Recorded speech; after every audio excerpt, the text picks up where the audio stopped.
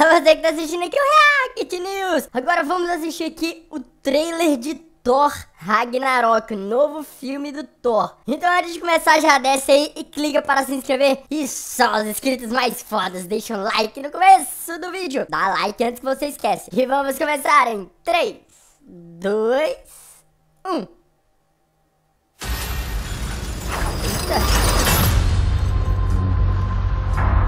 Olha que lugar louco, velho. Now I know what you're thinking. How did this happen? Well, Nossa! it's a long story.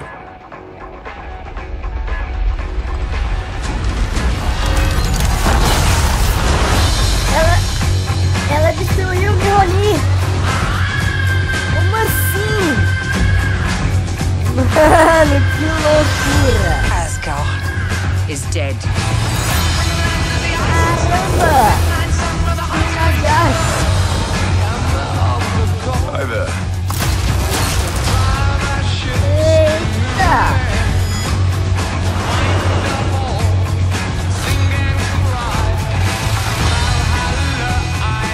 What have you brought today? Tell me.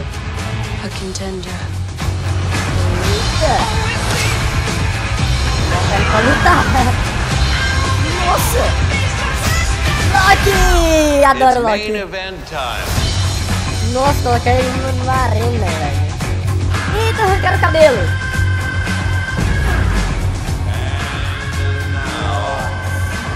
Não, o capacete clássico do Thor. Show. Eita! Parece um orc, velho. We know each other. He's a friend from work. Caramba, muito boladão.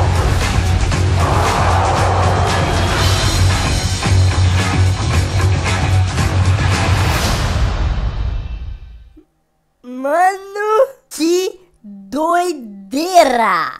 Velho, não, eu não vou perder esse filme no cinema por nada. Caramba, esse filme vai ficar muito bom, velho. E sério, na hora que o Hulk apareceu ali toda armadurada, eu jurava que era um orc do filme World of Warcraft. Ficou muito parecido com o orc, sério. Eu realmente achei que era um orc do Warcraft quando o Hulk apareceu. Que doido. Ficou muito maneiro. E nossa, agora a gente viu que o Thor, que é um deus, não é tão forte assim, né? Tem um povo aí que consegue parar o martelo do Thor. Conseguiram destruir o Mjolnir. Velho, que loucura, sério. Me fala aqui o que vocês acharam desse trailer. Eu achei fantástico, sensacional. E se vocês quiserem mais react de trailers aqui no canal, deixa um like nesse vídeo pra eu saber. E me fala qual outro que vocês querem que eu assista. Se gostou? Se inscreve no canal. Espero te ver no próximo vídeo. E tchau!